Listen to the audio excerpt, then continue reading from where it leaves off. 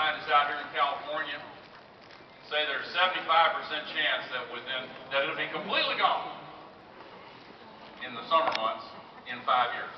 5 years. Been there 3 million years. Likely to be gone in 5 years.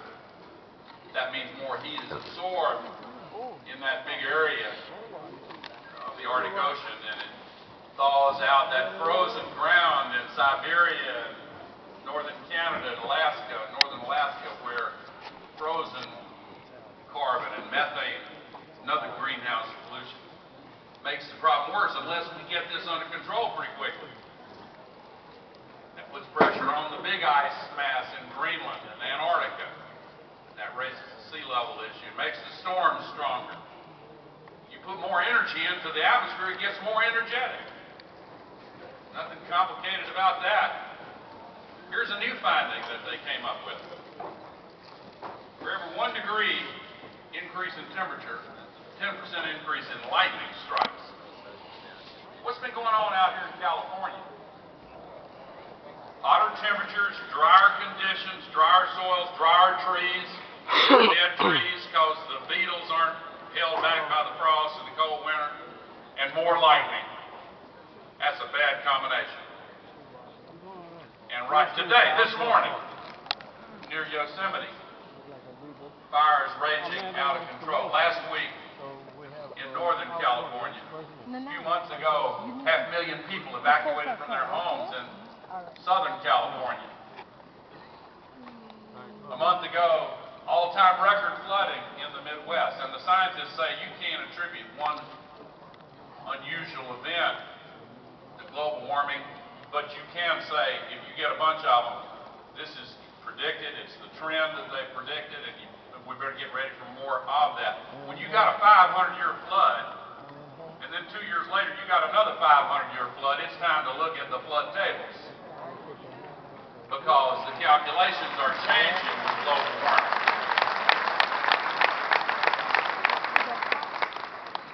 These and other threats that we face are different in degree and different in kind from what we faced in the past. That's just a fact. And it's hard to tell this story. It's hard to deliver this message. But let me connect it to other things that are going on. And then I'm going to tell you what I believe the solution is. We are buying 70% of all of our oil from the Persian Gulf. I mean, from foreign sources.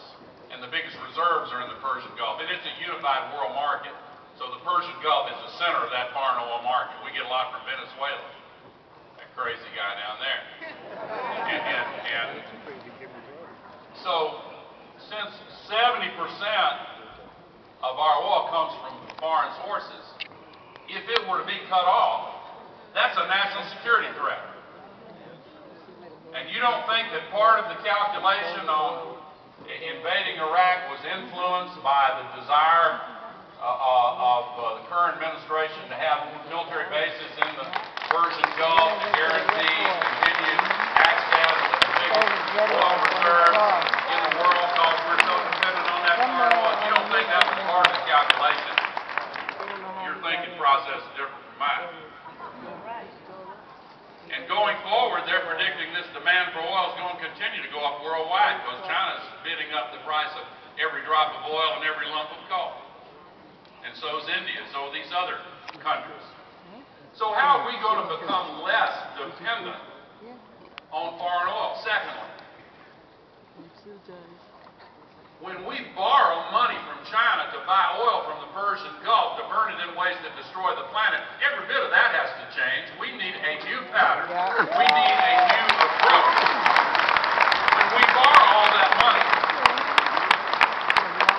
we go deeper into debt. They're predicting now a $500 billion budget deficit next year. You remember what it was when Bill Clinton and I left the White House? We had a huge surplus.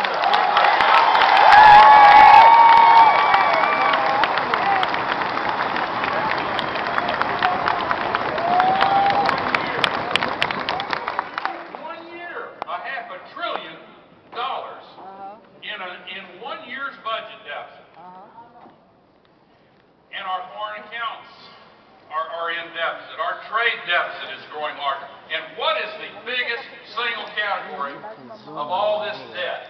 It's buying that foreign oil. That's the biggest piece of it. And how is that affecting our economy? The dollar is going down to all-time record lows. We're seeing banks in trouble, auto companies in trouble, local governments strapped, income from state, county, municipal governments really squeezed. We're seeing layoffs in traditional jobs that have been secure in the past. So what's the common denominator in all of this? We are overly dependent on the dirty, polluting, expensive, carbon-based fuels that we've been using for 200 years, and it's time to get with the 21st century and switch to renewable sources like solar energy and wind power and efficiency and conservation and geothermal, and we can do it if we make up our minds to do it. One of the oil ministers over there in the Middle East warned his colleagues that if the price gets up too high, the American people may, just may, get to the point where they decide that we want to do something about it. And they try to play with our political will by getting it right up to the gag point.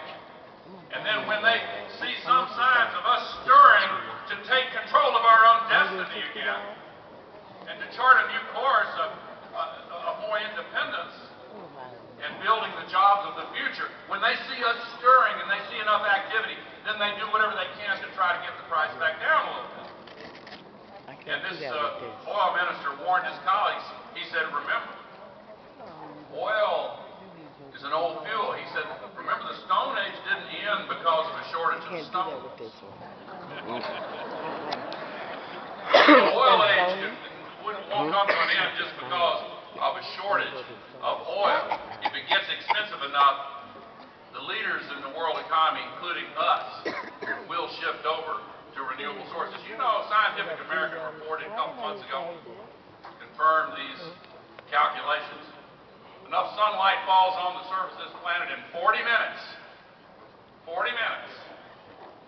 to provide 100% of all of the energy for the entire world for a full year. That's a fact. There are a lot of good jobs in building and installing those solar panels and those windmills and the geothermal and the new efficiency gains. And there is a role for state, county, municipal governments in making sure that the standards are followed and that the work is done in the way it needs to be done. When I hear these people talk about this issue and they say, well, in 50 years we're going to do X, or 50 years from now we've set a goal, and it's voluntary, but we've set a goal 50 years from now we're going to really do this. Well, they're all going to be dead 50 years from now. What difference does it make what they say they're going to do 50 years from now? John F. Kennedy said 10 years from now, within 10 years, we're going to land a man on the moon and bring him back safely. And a lot of people said we can't do that. But 8 years and 2 months after we started that, we landed a man on the moon and put the American flag on the moon.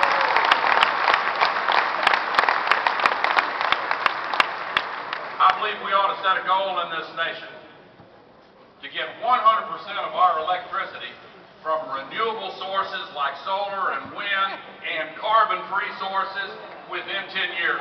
We can do it if we put our minds to it.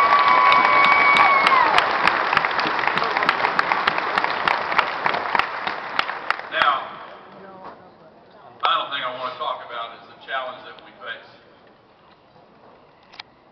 Not everybody here is a Democrat. I'm well aware of that. However, you got that right. A lot of us are, and if you will allow me to put on my Democratic Party hat for a minute, I want to talk